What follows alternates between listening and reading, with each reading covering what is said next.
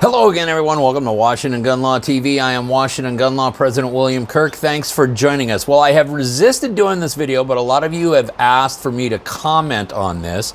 And it really has to do with the main competition between who is America's biggest gun-grabbing governor. Now, the front runner for most of this year has been Governor J.B. Pritzker of Illinois, and we have done video after video after video about what a sinister, nefarious human being he is.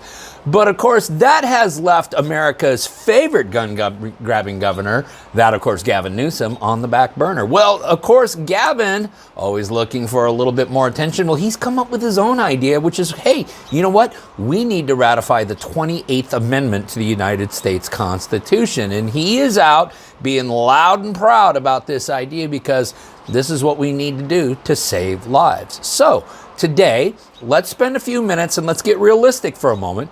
Let's talk about what are the chances that Gavin Newsom gets his 28th Amendment.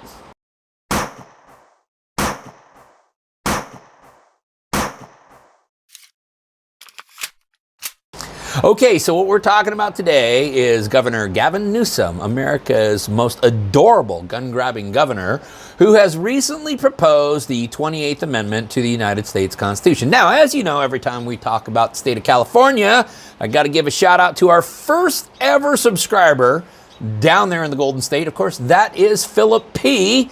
Philip P. has been kind enough to spread the gospel of Washington gun law down there in California since we really started. So, Philip, this video is for you.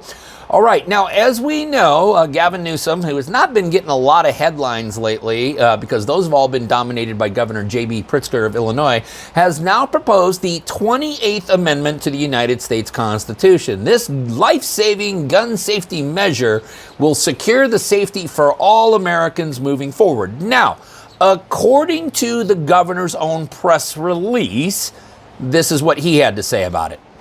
Today, Governor Gavin Newsom proposed the 28th Amendment to the United States Constitution to enshrine fundamental, broadly supported gun safety measures into law. While leaving the Second Amendment unchanged and respecting America's gun-owning tradition, the governor's proposal guarantees common-sense constitutional protections and gun safety measures that Democrats, Republicans, and independent voters and gun owners overwhelmingly support. Okay, so that is the governor's statement, and he says that he is going to leave the Second Amendment intact. That's what the governor's statement said. Now, let's talk about what this 28th Amendment, if ratified, would do. It does four things, and according to the governor's press release, these are them. It raises the federal minimum age to purchase a firearm from 18 to 21. Mandates universal background checks to prevent truly dangerous people from purchasing a gun that could be used in a crime. Institutes a reasonable waiting period for all gun purchases, and bars civilian purchase of assault weapons that serve no other purpose than to kill as many people as possible in a short amount of time. Weapons of war our nation's founders never foresaw.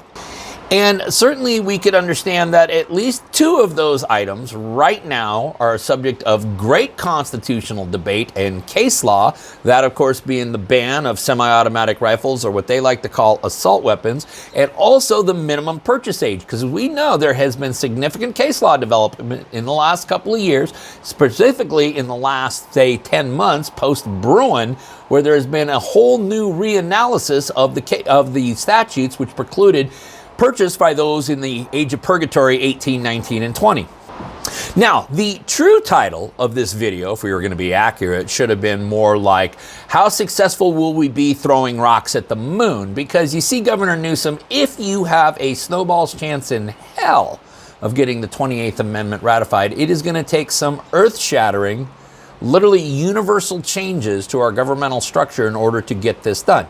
Article 5 of the United States Constitution actually sets out how we can amend the United States Constitution. And as it turns out, there are actually four ways in which the Constitution could have new amendments added to it, or that the Constitution could be amended. But I want you to take a look at all four of these scenarios, and then you pick and tell me which one is most likely to occur. They are as follows.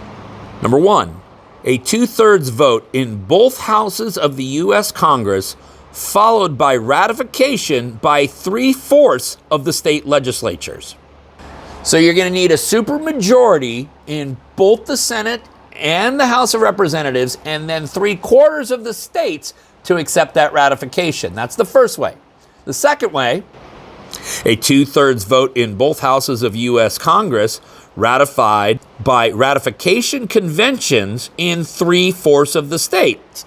So it's a different procedural mechanism, but it still requires 75% of the states to agree to this. There's a third way.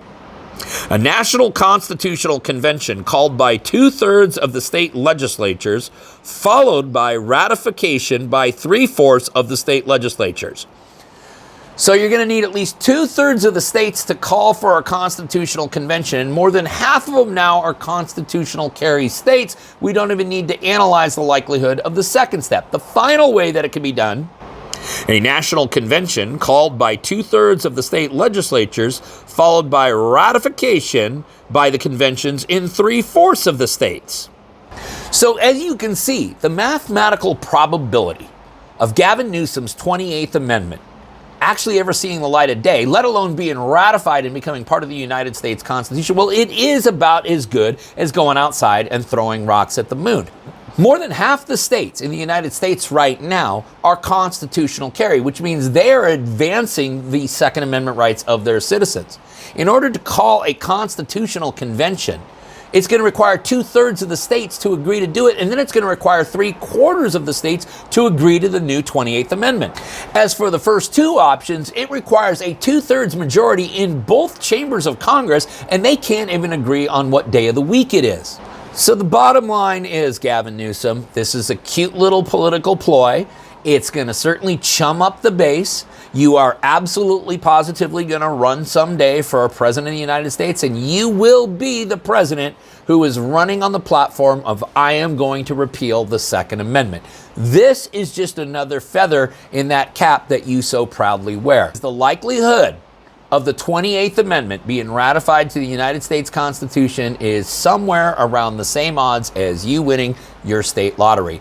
Listen, you may have more questions about this or anything else related to what's left of our Second Amendment rights. If you guys do, you should know how to get a hold of Washington gun law by now. But if you don't, that's okay, because that information is right down there in the description box. In the meantime, I do want all of you to remember that part of being the lawful and responsible gun owner, like we talk about all the time here, is to know what the law is in every situation and how it applies to you in any instance that you may find yourself. Until next time, thanks for watching and stay safe.